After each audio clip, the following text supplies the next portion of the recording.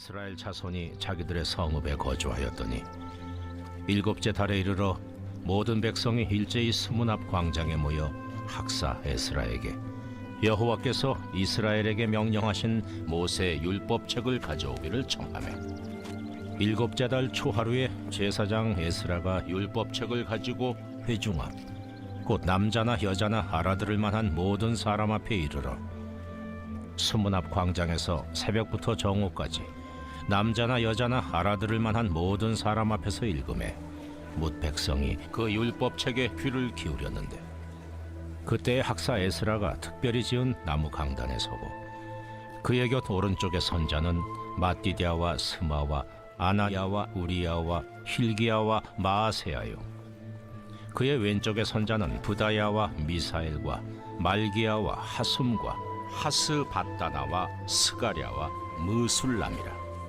에스라가 모든 백성 위에 서서 그들 목전에 책을 펴니 책을 펼 때에 모든 백성이 일어서니라.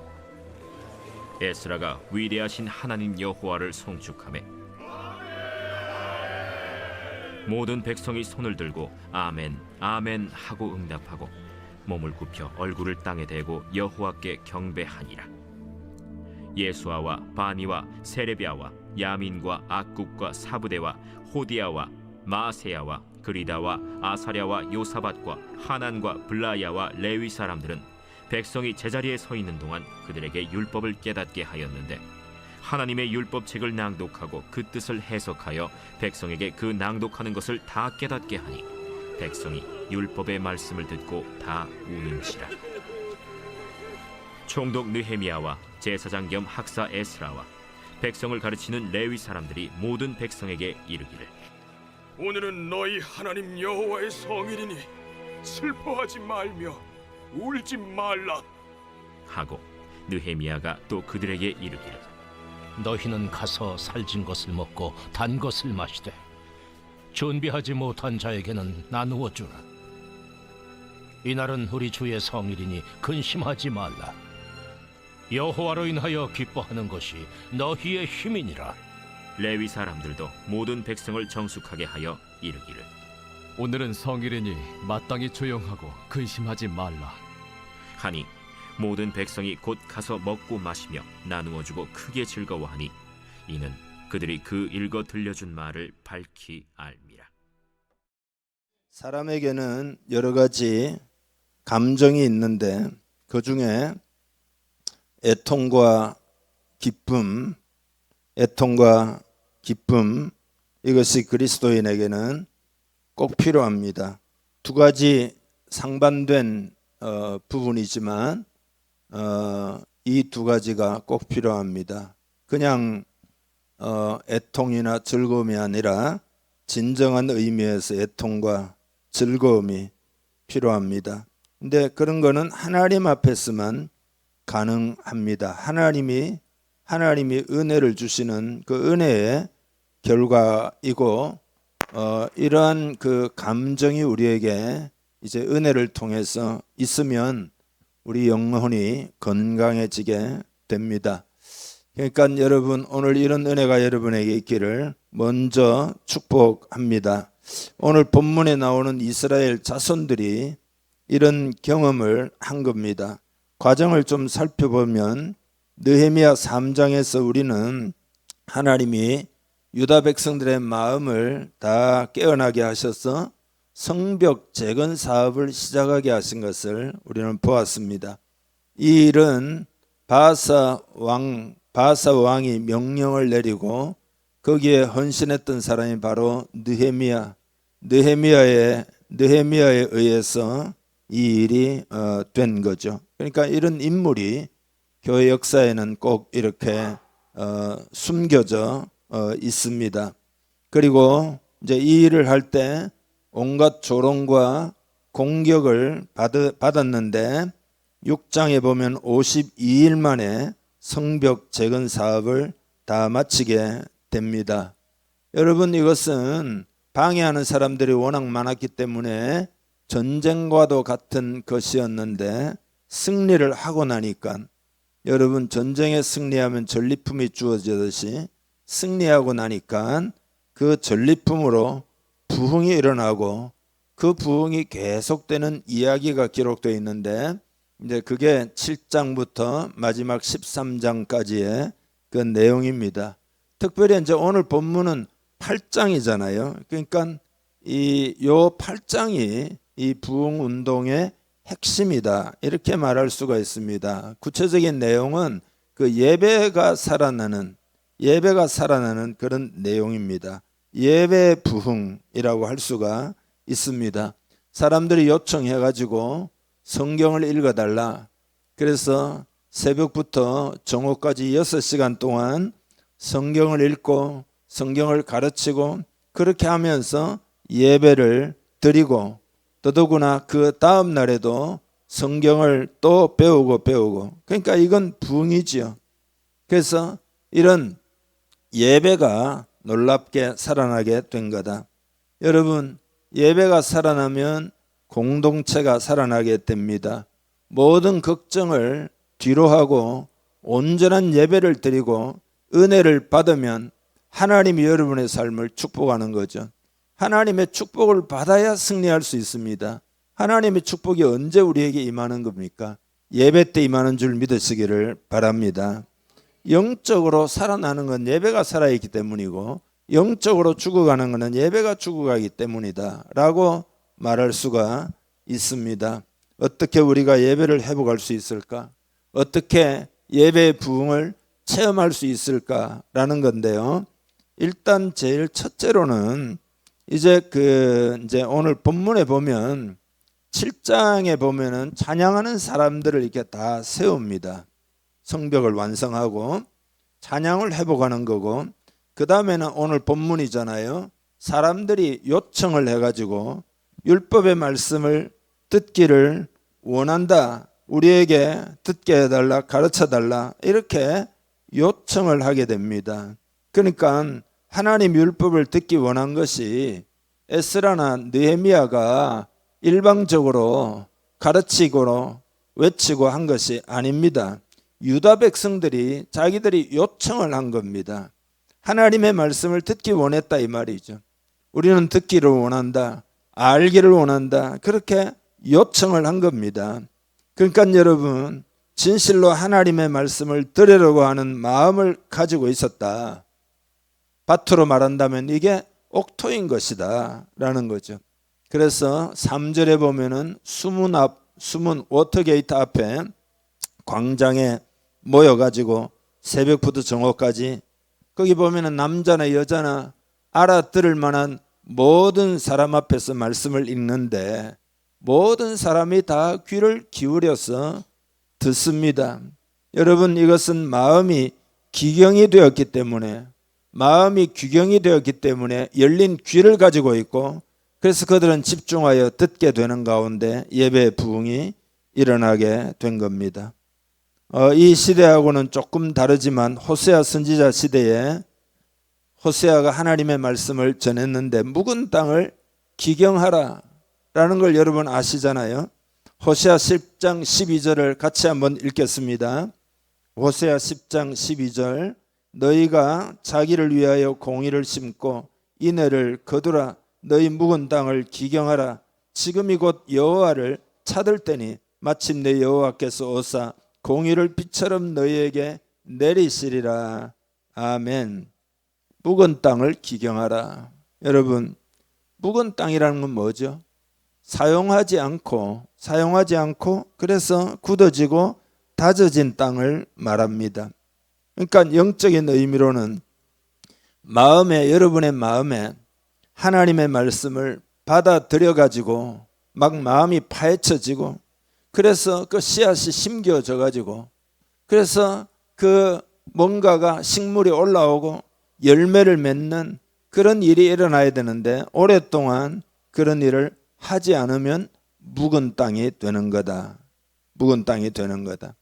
그러니까 마음에 하나님의 말씀이 심겨져야 되는데 안 심겨지고 그냥 있으면은 그게 묵은 땅이 되어가지고 잡초가 생기고 엉겅퀴나 가시가 돋아나게 되고 그런 것이다. 여러분이 말씀의 감화를 받아가지고 마음에 기뻐하고 그리고 깨달아지고 그리고 그 말씀을 기뻐하는 가운데 실천하고 그렇게 해서 말씀이 어떻게 여러분에게 은혜를 주고 축복을 하는지 체험하고 그 열매를 맛보고 이런 것을 하지 않으면 그게 그냥 묵혀놓은 것이기 때문에 그게 묵은 땅이다. 여러분의 마음 중 일부는 하나님께 대하여 완고해졌습니다. 성령의 감동이 없습니다. 하나님의 말씀이 뿌리를 내려야 되는데 그럴 기회가 잘 없는 거죠. 그렇게 되면 그 마음이 묵은 땅이 되는 거라 이 말이죠. 묵은 땅이 되면 다른 사람들에 대해서도 완고해집니다. 그 묵은 땅이 됐다는 걸 어떻게 알 수 있느냐? 다른 사람이 아무리 고통을 호소해도 그 고통의 신호를 여러분이 듣지 못합니다. 너무 자기에게 잡혀 있기 때문에 다른 사람의 고통의 소리를 듣지 못하게 됩니다. 도움을 요청하는 그 외침에도 귀를 기울이지 않게 됩니다.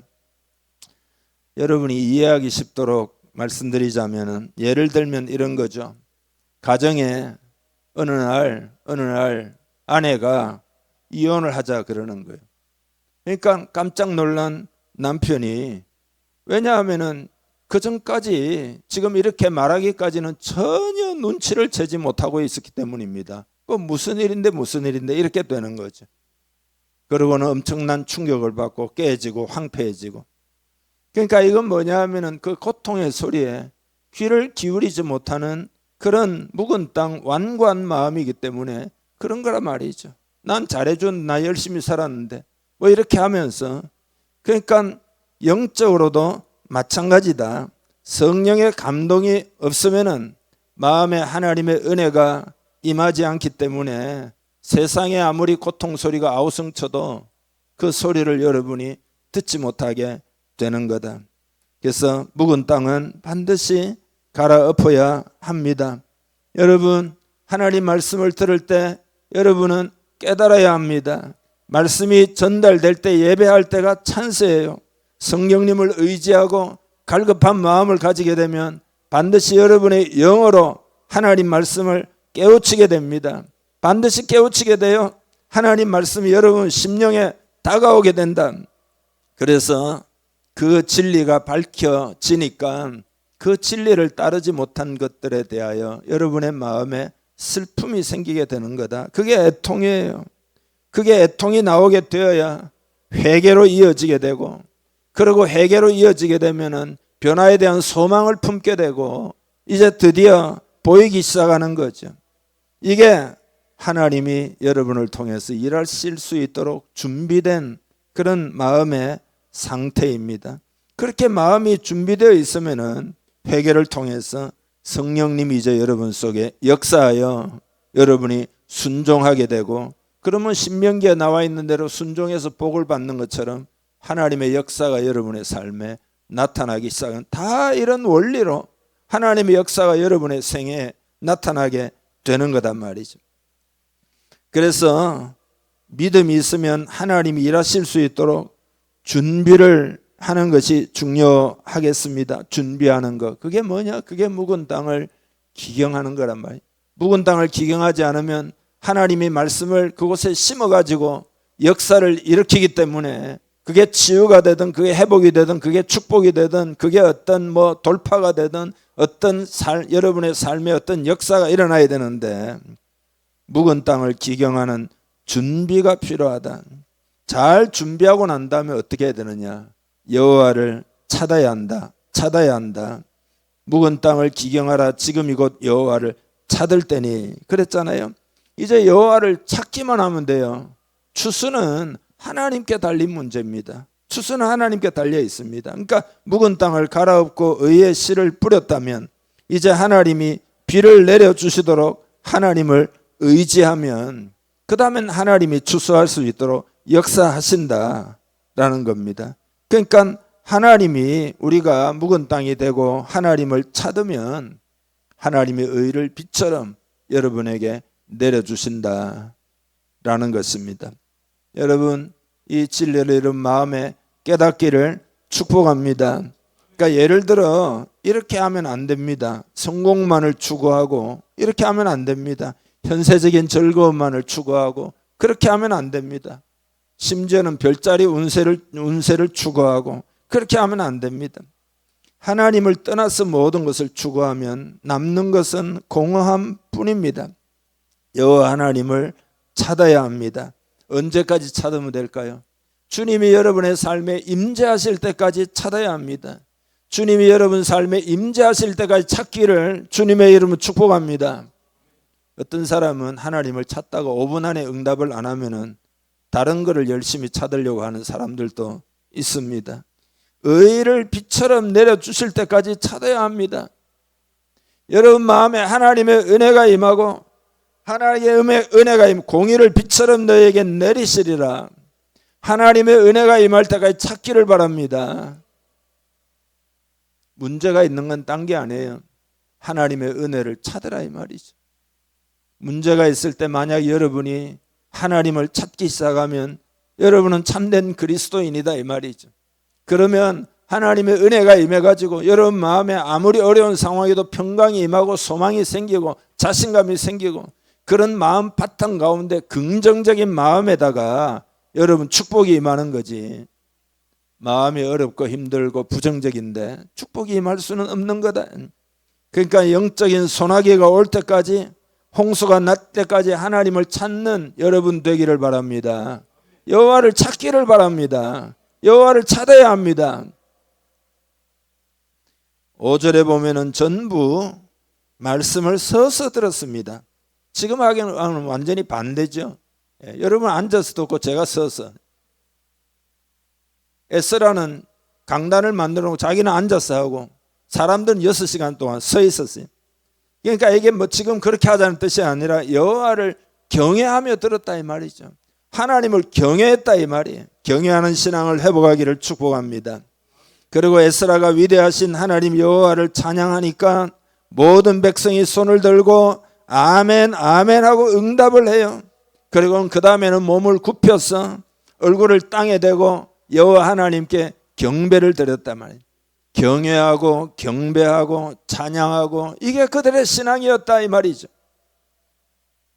그리고 백성의 지도자들이 백성들 사이사이에 들어가 가지고 그 뜻을 해석하여 깨닫게 만들어 줍니다. 이때 뜻을 깨닫기 시작하니까 성령으로 말미암아 그들 속에 애통이 일어나게 되었습니다. 왜 이런 진리를 몰랐던가? 왜 이런 진리에 우리의 눈이 가려져 있었던가? 그러니까 이들이 자세가 좋으니까 은혜를 받을 수밖에 없었던 거죠. 여러분, 은혜 중에 첫 번째 은혜는 깨닫는 은혜입니다. 은혜 중에 첫 번째 은혜는 깨닫는 은혜예요. 그러니까 이런 깨닫고 난 다음에 애통이 하는데 이런 슬픔 있잖아요. 이런 애통, 이거는 예를 들면 죄책감에 눌려서는 절대 일어날 수 없는 회개입니다. 여러분 마음에 아이고 내가 잘못 살지 이렇게 죄책감에 눌리는 것은 하나님이 주시는 게 아니에요. 그건 사탄이 주는 거예요. 로마서 8장 1절에 보면 그러므로 이제 그리스도 예수 안에 있는 자에게는 결코 정죄함이 없나니 이는 그리스도 예수 안에 있는 생명의 성령의 법이 죄와 사망의 법에서 너를 해방하였습니다. 그리스도 예수 안에 있는 자에는 결코 정죄함이 있다 없다? 없다. 여러분이 예수 안에 있습니까? 구원받았습니까?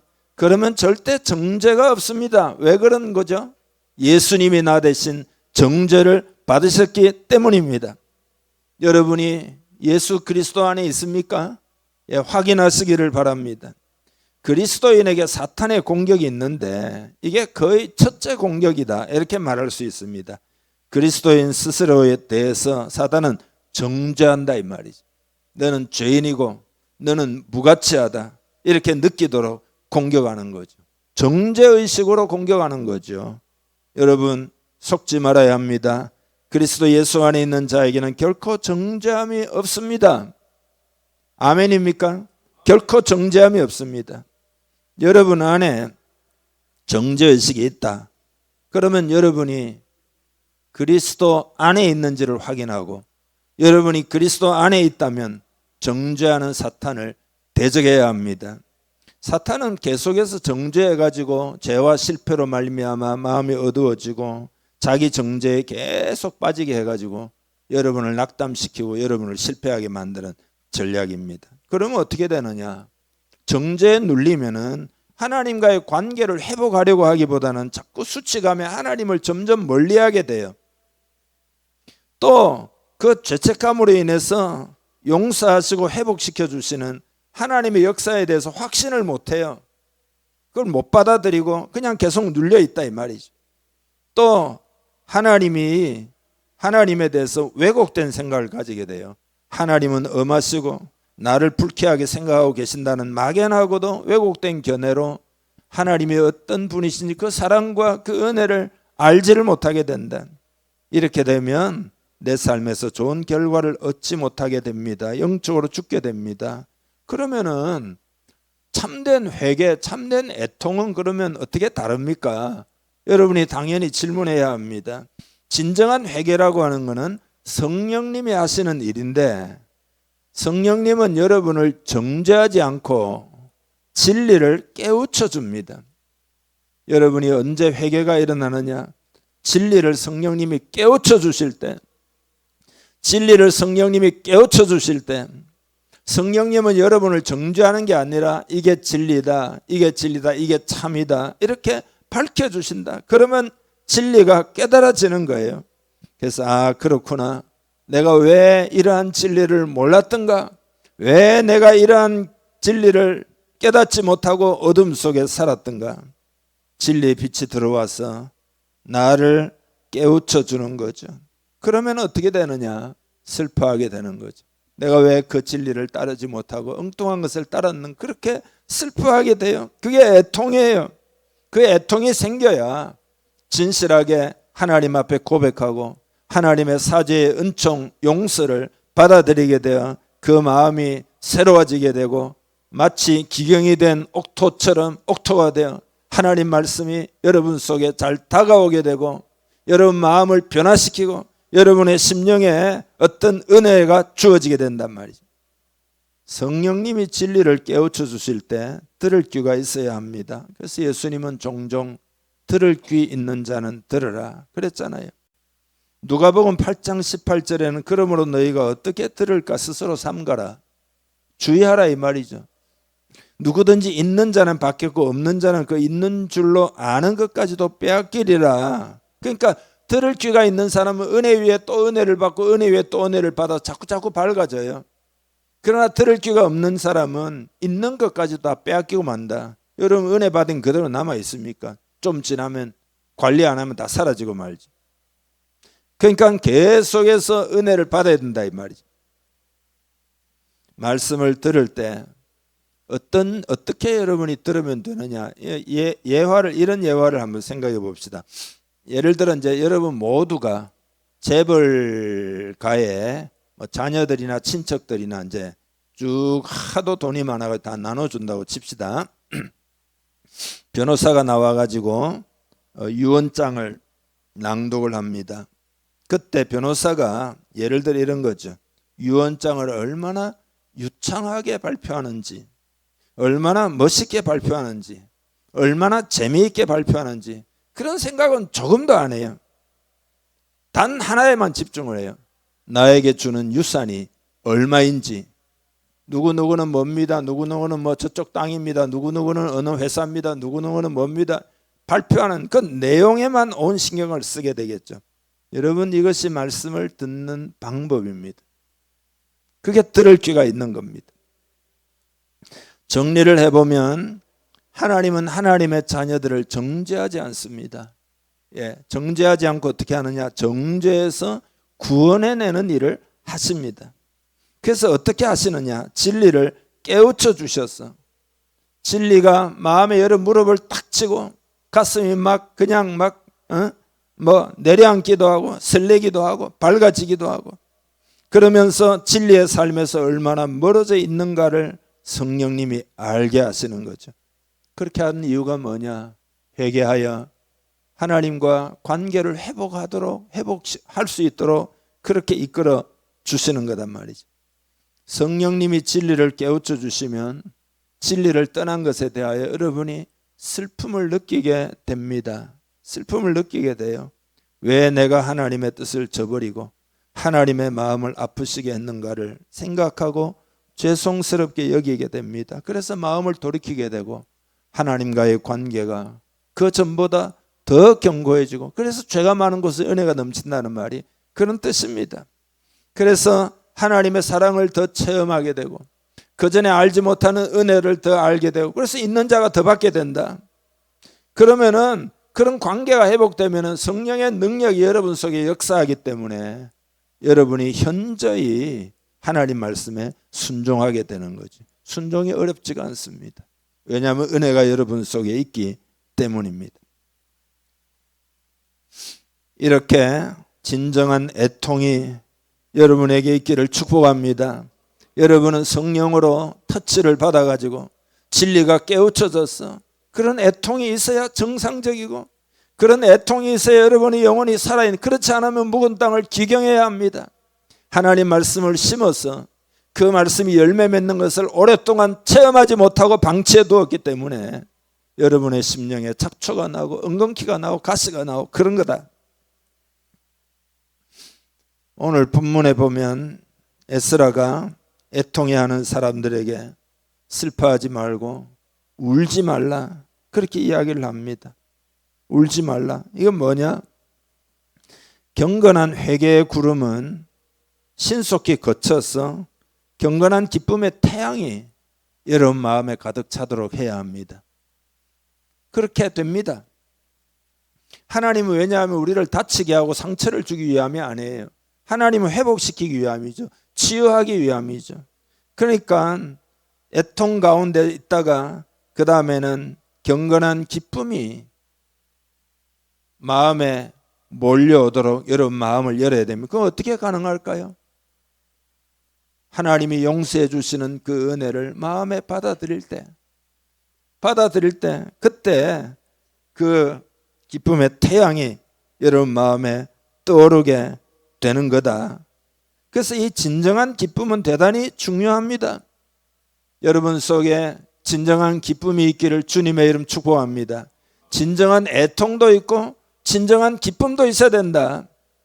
신앙생활을 건강식처럼 생각하면 안 돼요. 건강식은 맛이 없어요. 제가 이제 그 전에 제주도에 그 유명한 전사님이 하나 있어요. 예, 그 뒤에 제가 알 때는 그렇게까지 유명하지 않았는데 그 뒤에 막 엄청 유명해졌어요. 근데 이제 제주도에 오래전 이야기입니다. 제주도에 제가 가가지고 그 잘 아는 분이기 때문에, 왜냐하면 동강교에 있을 때 아는 분이에요. 그래서 그 집에 이제 가가지고 하룻밤을 지나게 됐거든요. 보통은 이제 암 환자들이 가득해가지고 그 방도 없는데 그날은 딱 하나 비어 있다 해가지고 가서 이제 지냈는데, 아침 되니까 이제 식사를 주는데 그 소금도 안 들어가고 과일이 뭐 채소나 이런 게 전부 다 그냥이에요. 그냥 무슨 요리를 한 게 아니고 그 자꾸 먹다 보면 그 자체의 맛이 있기 때문에 되게 맛있대요. 예. 근데 나는 먹어도 맛이 하나도 없어요. 그냥 생으로 먹는 거니까요. 그래서 그렇게 해가지고 이제 암 환자를 돌보는 이제 그런 사역이 막 되게 유명해졌어요. 건강에는 너무 좋죠. 암 환자를 위한 식단이니까 그게 건강식이죠. 근데 신앙생활은 그 건강식으로 생각을 하는 사람이 있어요. 재미는 없지만은 건강에 좋다니까 막 억지로 먹자 이런 방식으로. 여러분 신앙생활은 절대 그렇지가 않아요. 신앙생활에는 기쁨이 있다 이 말이죠. 경건한 기쁨이고 거룩한 기쁨이고 오늘 본문에 다 나오잖아요. 시편 16편 11절에도 주께서 생명의 길을 내게 보이시리니 주의 앞에는 충만한 기쁨이 있고 주의 오른쪽에는 영원한 즐거움이 있나이다. 그리고 오늘 본문 10절에는 근심하지 말라 여호와라 인하여 기뻐하는 것이 너의 힘이니라. 기뻐하는 게 힘이 되려고 하면 여호와로 인하여 기뻐하면 그게 힘이다. 그래서 12절에 보면 모든 백성이 곧 가서 먹고 마시며 나누어 주고 크게 즐거워하니 이는 그들이 그 읽어 들려준 말을 밝히 알미라. 요거 중요합니다. 그들이 크게 즐거워했다. 그 이유가 뭐냐? 그들이 읽어준 말을 밝히 알미라. 다 깨우쳐 주니까 그들이 밝히 알게 되었다. 하나님을 밝히 아는 것으로 인한 기쁨이죠. 여러분, 이 구절은 여러분이 평생 붙잡고 가야 할 구절입니다. 그 읽어준 말을 밝히 알미라. 여러분이 밝히 알면은 경건한 기쁨과 즐거움이 여러분 속에 생기게 된다라는 거죠. 그러니까 이거는 무슨 기질적으로 기뻐하고 환경에 의해서 주어지는 기쁨이 아니에요. 예를 들면 여러분 회사 다니는 사람 승진하면 기쁘겠죠. 월급이 오르면 기쁘겠죠. 원하던 여행을 하면 기쁘겠죠. 맛있는 음식을 먹으면 기쁘겠죠. 그렇지만 오늘 본문의 기쁨은 하나님으로 인하여 기뻐하는 것이다. 하나님의 말씀을 밝히 아는 것으로 기뻐한 것이다. 다윗은 이걸 너무 잘 알고 있었어요.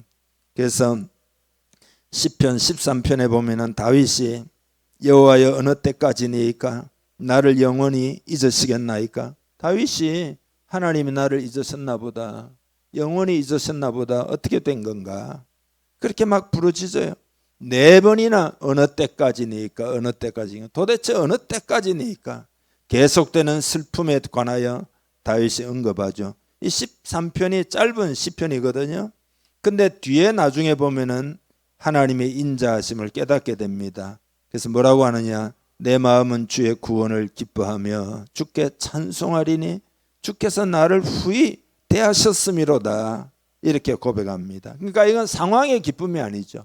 하나님이 자기를 구원해 주신 것에 대해서 밝히 알아가지고 그때 밝히 알게 되니까 기쁨이 그의 마음에 오게 된 것을 시편으로 지금 고백하고 있는 거예요. 사도 바울도 마찬가지죠.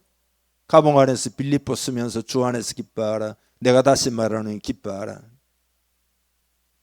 오해도 많이 받고 어려움도 겪지만 주님 안에서 기뻐했다. 이게 뭐냐? 밝히 알기 때문에 기뻐하는 거죠. 하나님의 성령이 여러분에 임하면 여러분이 밝히 알게 돼요. 자꾸 깨닫게 돼요. 말씀이 여러분 속에 성령으로 임하면 여러분 마음의 심령이 밝히 알게 돼요.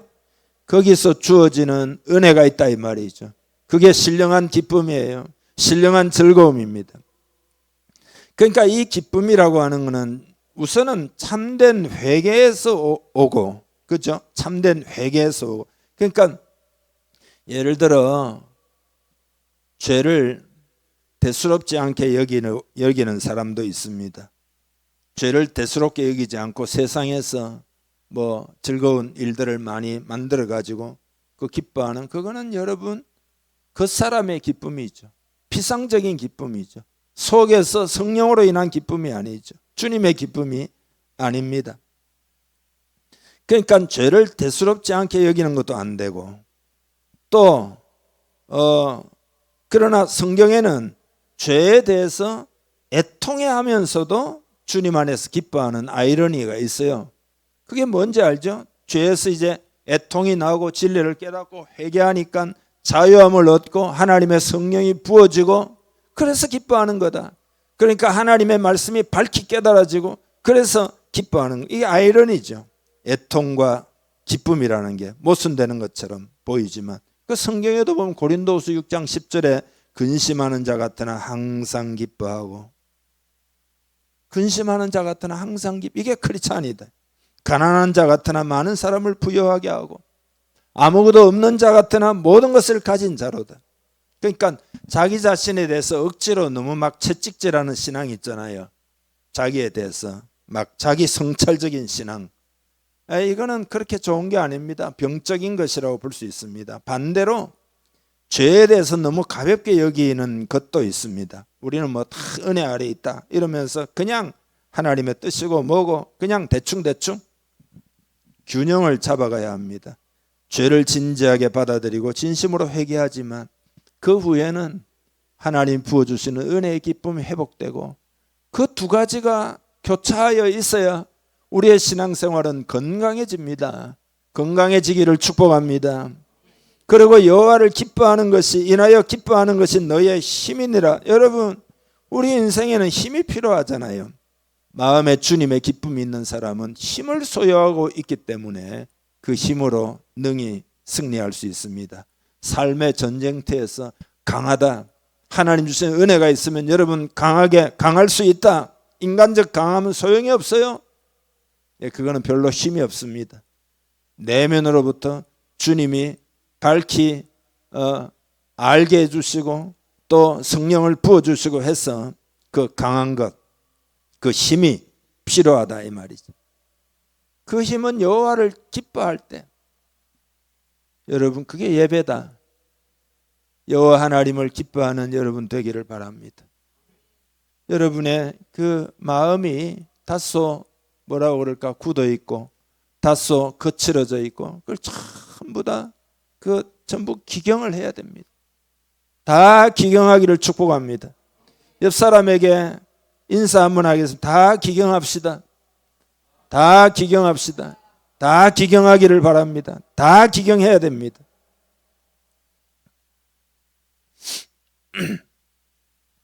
옛날에 루마니아가 공산화되고는 공산주의 치하에서 고난들을 많이 겪었는데요. 그 요제프 춘이라고 하는 목회자가 있어요. 유명한 분입니다. 공산당 비밀 경찰들이 그의 집에 들어닥쳐 가지고 책들을 이제 전부 다 압수합니다. 그 책들을 갖다가 왜 압수하느냐? 체제 전복을 위한 사상적 무기다. 이렇게 간주를 하고 다 압수하고, 압수를 할 때는 증거가 필요하기 때문에 압수 다 했다. 그러니까 그 책 앞에 탁 해가지고 뭐 사인도 하고 그걸 사진으로 탁 찍어가지고, 그래서 그런 과정에서 자기가 가지고 있는 책 중에 책 제목이 말할 수 없이 영광으로 가득 찬 기쁨이라는 책을 발견했어요. 근데 그 책에 부제가 있는데 이것이 지금 당신의 경험입니까? 이게 부제예요. 이것이 지금 당신의 경험입니까? 근데 놀랍게도 그 책 제목을 읽을 때 이 요제프 춘 목사의 마음에 성령의 기쁨이 크게 흘러넘치게 됩니다. 그래서 그 분노하고 두려워하고 하던 마음이 눈 녹든 다 사라지고, 그리고는 커피를 다 비밀 경찰들에게 따뜻하게 대접을 다 하고, 그 한 주간 내내 관리들에게 불려다니면서 괴롭힘 당하고 설교 준비할 시간도 없었죠. 근데 주일이 돼가지고 설교를 하는데 그때 본문이 느헤미야 8장 10절입니다. 여호와로 인하여 기뻐하는 것이 너희의 힘이니라. 여호와로 인하여 기뻐하는 것이 너희의 힘이니라. 여호와로 인하여 기뻐할 줄 알았던 사람이니까 루마니아의 공산치하에서 그 유명한 두 목사님이 있거든요. 하나는 여러분 많이 들은 분입니다. 그 범브란트라고 하는 목사가 유명하고, 또 한 분이 이제 이분 요제프 춘이라는 굉장히 지하교회 상징적인 인물이죠. 이런 기쁨을 그가 소유할 수 있었던 이유는 뭐냐면 진리를 밝히 알고 있었기 때문이죠. 진리를 밝히 알고 있었기 때문이죠. 나중에 뭐라고 이야기하느냐? 그들이 내 서재를 비우며 나의 정신과 영혼을 파괴하려 했지만 나는 그날 이후 오히려 더 깊이 말씀을 붙들게 되었다. 책들을 다 압수하고 자기 영혼을 파괴하려 했지만은 그날 이후로 더 말씀이 없어지니까 더 귀중하거나 해서 더 깊이 말씀을 붙들게 되었다. 여러분이 인생을 살다 보면 문제를 만나잖아요. 근데 그거를 해결하려고 할 때 어떻게 해결하는지를 크리스찬들은 꼭 알아야 합니다. 제일 우선이 뭐냐? 제일 우선은 하나님의 말씀을 밝히 아는 거다. 밝히 안다는 말은 내가 지식으로 연구해서 밝히 알 수는 없어요. 성령으로 인해서 있잖아요. 마음이 여러분 탁 기경이 된 상태에서 옥토가 되어가지고 그러면은 말씀을 밝히 알게 돼요. 이게 문제를 해결하는 첫째예요.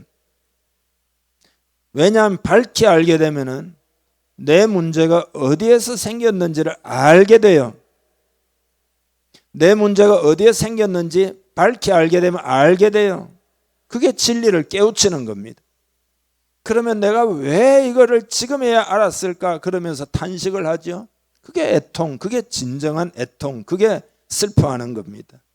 그러면서 고백하면은 그게 회개가 되는 거고, 그러고 나오는 하나님이 사죄의 은총을 베풀어 주면 내가 이런 문제에도 불구하고 예수님이 날 위해 십자가 지시고 피 흘려 주셔서 너무나 감사하고 하나님의 은혜를, 용서하시는 은혜를 그대로 받아들이게 되면 그 다음에는 여러분에게 계속해서 하나님의 그 성령이 역사해 가지고 능력이 주어져요. 그러면 하나님 말씀을 지키고 살아가는 게 그렇게 힘들지 않습니다. 성경에 보면 순종하면 축복이 임한다는 거잖아요. 그게 내가 율법적으로 억지 순종이 아니에요. 하나님이 순종할 수 있는 힘을, 은혜를 부어주니까 순종하게 되고, 순종에 따라서 축복이 그냥 따라오는 거라 이 말이죠.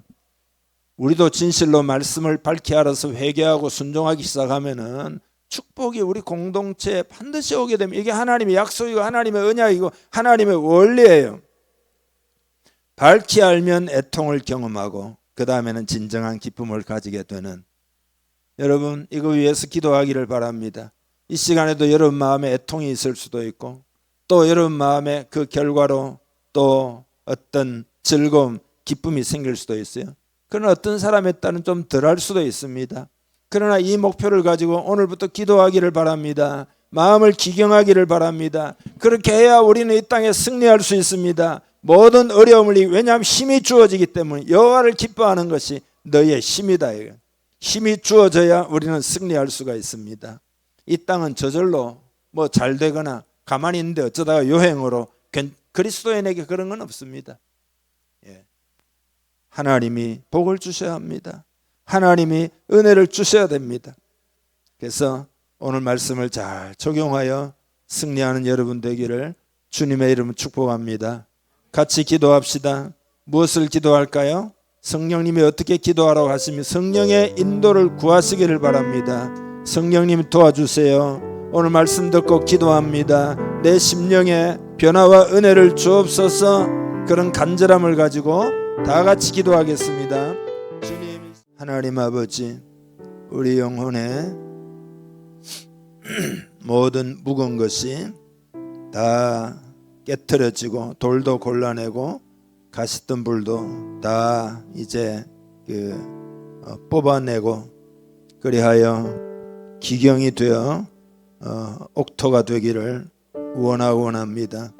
그래서 하나님의 말씀을 성령께서 깨우쳐 주실 때 잘 심령으로 깨우치는 사람들이 되어서 진리에서 내가 얼마나 멀어졌는지를 깨닫고 애통해하며 하나님 앞에 고백할 때 십자가가 왜 필요하며 예수님 왜 피를 흘렸는지 분명히 알게 되고 그 은혜를 알아 이제는 그 사랑과 그 은혜 때문에 기뻐하고 즐거워하고 세상이 줄 수 없는 참된 기쁨과 그런 즐거움을 느끼고 하나님 그렇게 하여 여호와를 기뻐할 때 하나님이 우리의 힘이 되어 주셔서 우리가 이 땅에 승리할 수 있는 줄 믿사오니 이 영적 원리를 반드시 소유하고 살아가기를 원합니다.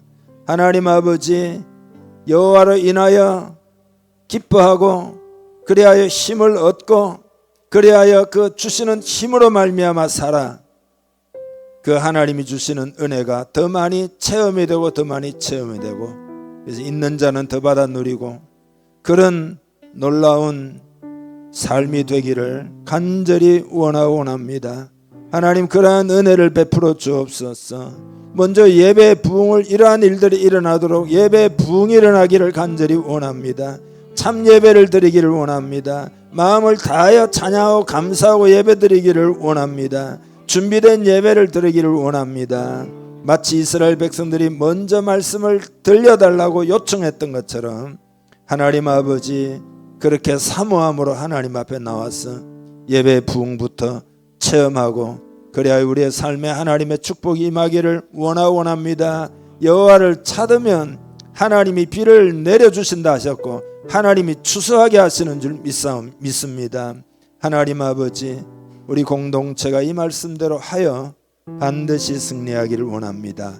복을 받기를 원합니다. 모든 염려와 근심과 문제로부터 하나님 이제 노연하게 하시는 하나님의 권능을 체험하며 살아가고 많은 영혼들을 그 하나님이 주시는 체험을 통해서 많은 영혼도 살릴 수 있는 그러한 사람들이 다 되게 하여 주옵소서. 하나님께 그렇게 인도해 주실 줄 믿사옵고 미래를 다 맡겨드리며 감사하며 예수님의 이름으로 기도하옵나이다. 아멘.